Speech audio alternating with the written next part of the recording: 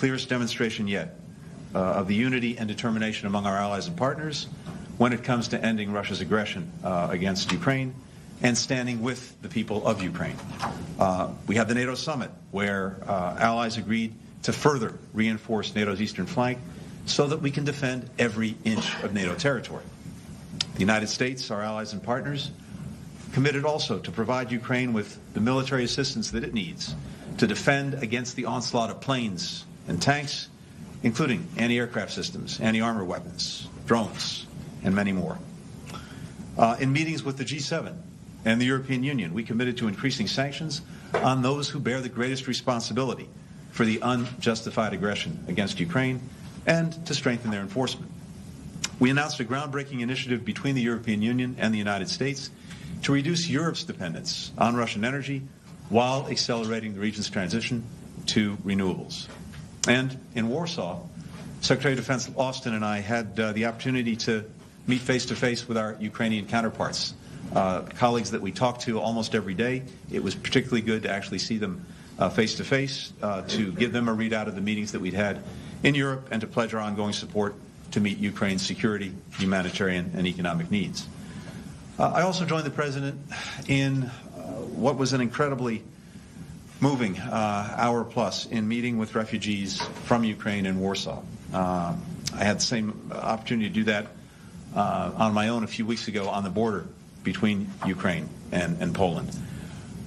One of the most striking things in meeting with these refugees is just how many of them are children, newborns, toddlers.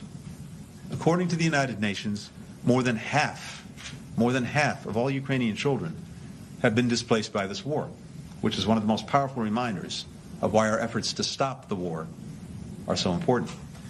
The visit was also a reminder of a trailblazing diplomat, friend, mentor to me, we lost earlier this week, who was also forced from her home in Czechoslovakia twice as a child, first by the Nazis, years later by the communists, and whose family eventually found refuge in the United States. Madeleine Albright never forgot why it mattered for countries to open their arms to the displaced, to stand up to tyrants and persecutors who drive them from their homes. It's an experience that I know left an indelible impression on your father, my stepfather, something that both of our families feel very strongly. Ending Russia's war of choice was one of the issues that we discussed just a short while ago. We very much appreciate the Foreign Minister's unequivocal condemnation of the Kremlin's aggression and the commitment that Israel will not be used in any way to bypass sanctions targeting Russia. Earlier this week, Israel was one of 140 countries at the UN that voted to demand protection of civilians and civilian infrastructure and humanitarian access, while, again, condemning Russia's aggression and its responsibility for creating this dire situation. Prime Minister Bennett has dedicated substantial energy to trying to find a diplomatic way out of the conflict, something we very much support, while the government has provided vital humanitarian assistance to the Ukrainian people. I got a chance to see the field hospital. We videoed in to colleagues who were there, providing remarkable support through this field hospital. Konev Meir, Shining Star, named after Golda Meir, herself a refugee from Ukraine. And this hospital is staffed entirely by Israeli volunteer doctors and nurses, most of whom are Ukrainian or Russian speakers. So the people of Israel are standing with Ukraine in so many ways. And not just this field hospital. Thousands came out to Tel Aviv's Habima Square to protest against Kremlin's war. When United Hatzalah asked for volunteers to go to Moldova to aid the many refugees who are arriving there, more than 1,000 volunteers raised their hands to do just that. And it's not just the people of Ukraine and Russia who are feeling the impact of the Kremlin's aggressive actions. Russia's war is also causing food prices to rise, especially wheat, just as economies are recovering from COVID-19. This impact is acutely felt in this region, where most countries import at least half of their wheat, a significant proportion of which comes from Ukraine. The cost of basic staples like bread is rising, hitting the most vulnerable people the hardest.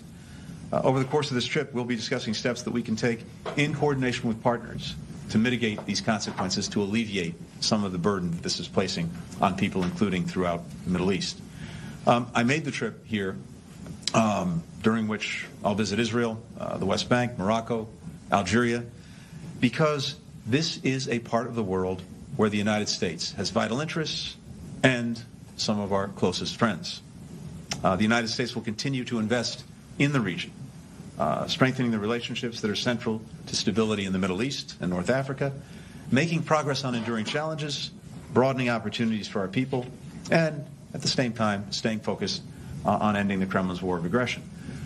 In Jerusalem, I'll also have the chance to meet with Prime Minister Bennett, President Herzog, Defense Minister Gantz. Across these meetings, I will affirm, as I always do, as President Biden always does, America's ironclad commitment to Israel's security. We discussed this a short while ago. And indeed, just a few days ago, President Biden signed the omnibus funding bill that includes $1 billion for the Iron Dome system, which has saved countless lives, including during last year's conflict with Hamas.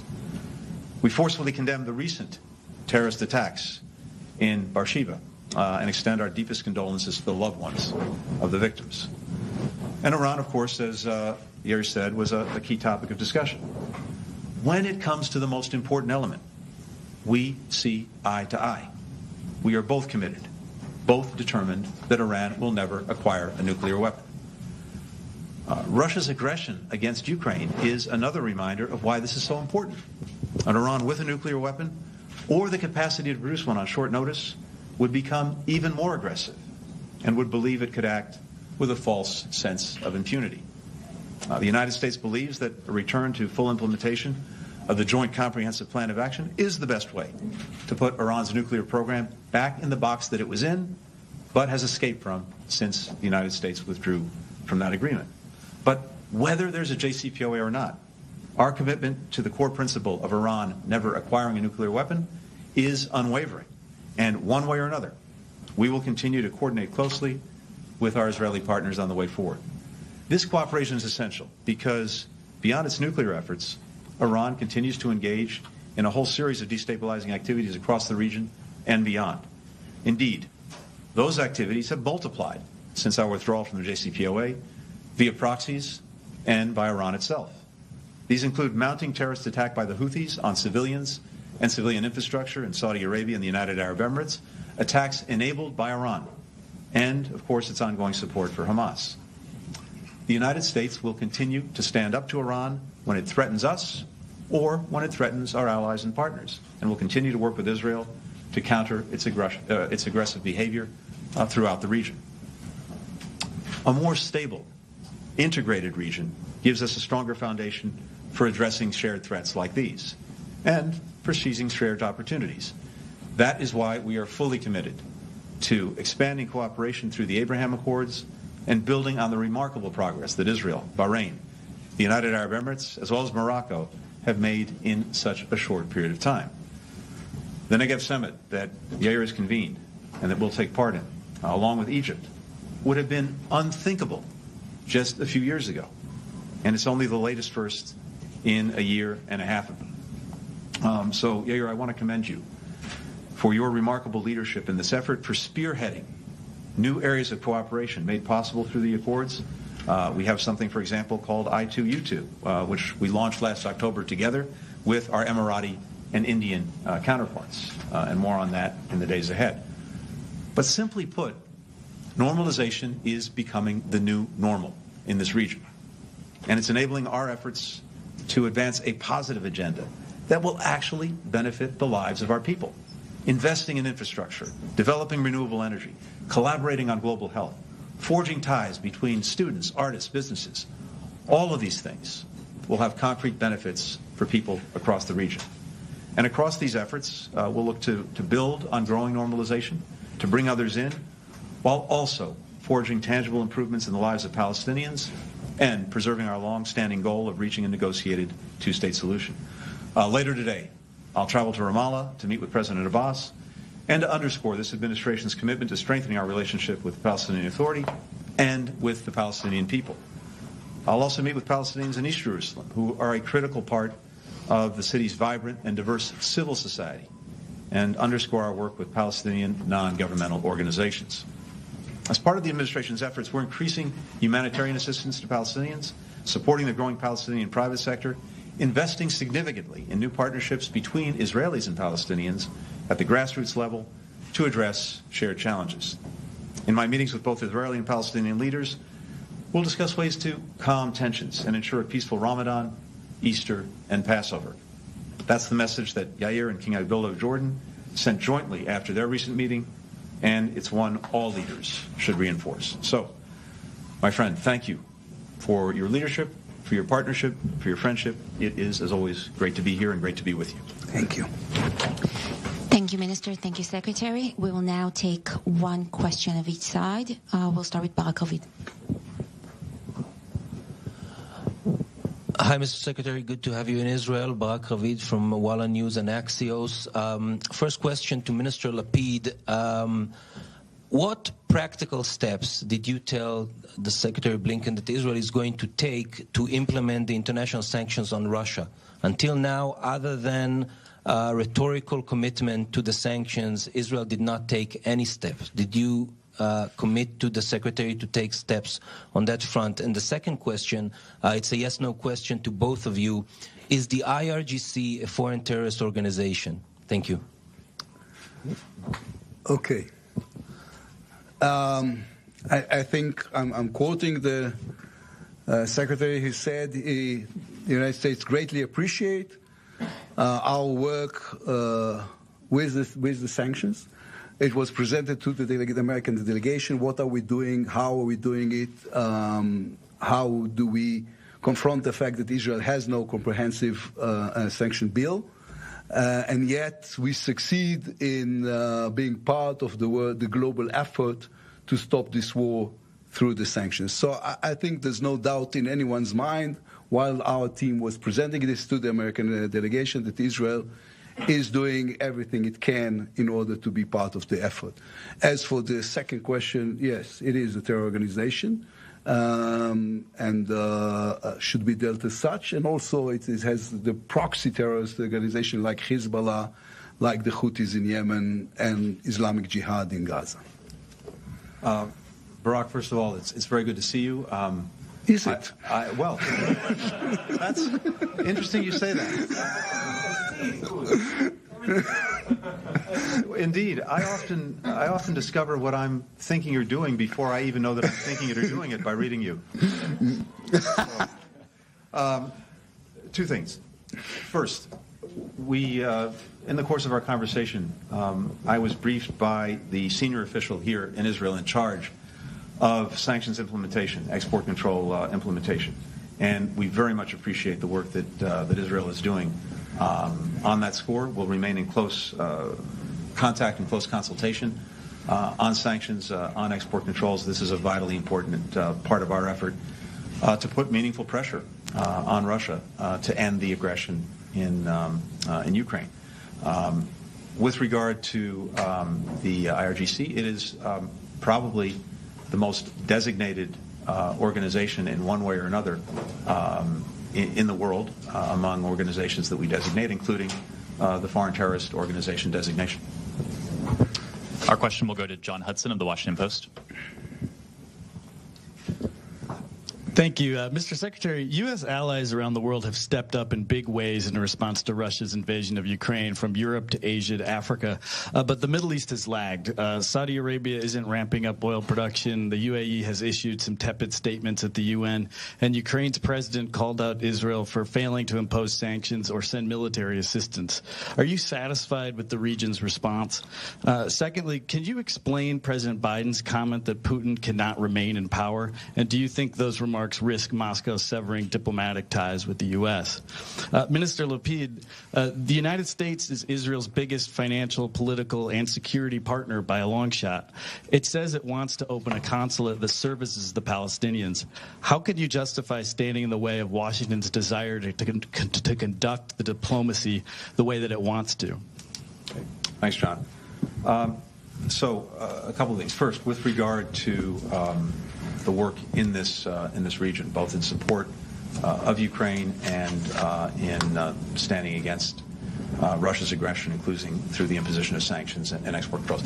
This is very much part of the conversation we've had today, and I'll be having throughout the course of my visit here, including with our Arab partners. Just speaking to Israel, again, we greatly appreciate, first of all, its strong repudiation of Russian aggression against Ukraine. We very much appreciate as well the foreign minister's commitment to ensure that Israel is not used as any kind of backdoor for sanctions evasion. And as I mentioned a moment ago, I had a very good briefing from the senior official in charge of sanctions and export control implementation. We'll be working very closely on that. And we saw quite literally via video the extraordinary work that Israel is doing on a humanitarian basis to help those suffering from the aggression in Ukraine with the field hospital. And we will be talking throughout about various means of support that Israel and other countries can give to Ukraine, whether it comes to security assistance, whether it comes to humanitarian assistance, economic assistance, or, again, making sure that sanctions are implemented. That'll be a conversation that's ongoing throughout this trip. With regard to the President's incredibly powerful speech yesterday, I think the President, the White House, made the point last night that, quite simply, President Putin cannot be empowered to wage war or engage in aggression against Ukraine or anyone else. As you know, and as you've heard us say repeatedly, we do not have a strategy of regime change in Russia or anywhere else for that matter. In this case, as in any case, it's up to the people of the country in question. It's up to the Russian people. But what we do have is a strategy to strongly support Ukraine. We've been doing that and rallying partners and allies around the world to do that, including with unprecedented amounts of security assistance. It's having a meaningful impact on Ukraine's ability to defend itself from this onslaught of planes and tanks and other weapons. We have a strategy to put unprecedented pressure on Russia, and we're carrying that forward. We have a strategy to make sure that we're providing all of the humanitarian support that we can, and we have a strategy to reinforce NATO. All of that is going forward. The President laid that out in great detail yesterday, and that's what we're focused on. Well, John, first of all, yes, the United States is our greatest ally and greatest friend, and therefore we take very seriously whatever subject they want to put on the table. Part of this friendship is the fact that we have the ability to have an open dialogue about everything. We have no problem, of course, and it's not even our place to say anything, if the United States wants to open our office to deal with the problems of day-to-day problems or consular problems of Palestinians. We just don't think Jerusalem is the right place for this because Jerusalem is the capital of Israel and Israel alone.